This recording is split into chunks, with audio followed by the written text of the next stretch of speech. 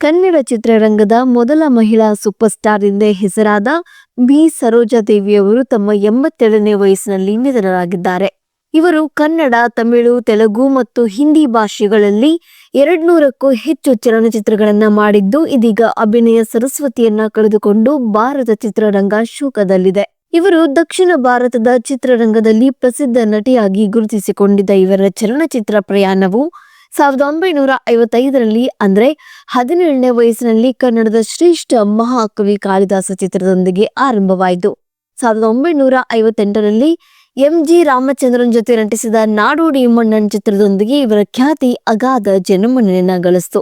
ಇವರಿಗೆ 1969ರಲ್ಲಿ ಪದ್ಮಶ್ರೀ ಮತ್ತು 1992ರಲ್ಲಿ ಪದ್ಮಭೂಷಣ ಪ್ರಶಸ್ತಿಗಳನ್ನ ನೀಡಿ ಗೌರವಿಸಲಾಯಿತು. ಅಲ್ಲದೆ ಇವರು ತಮಿಳುನಾಡಿನಿಂದ ಕಲೈಮಾಮಣಿ ಪ್ರಶಸ್ತಿ ಮತ್ತು ಬೆಂಗಳೂರು ವಿಶ್ವವಿದ್ಯಾಲಯದಿಂದ ಗೌರವ ಡಾಕ್ಟರೇಟ್ ಪದವಿಯನ್ನ ಪಡೆದಿದ್ದಾರೆ.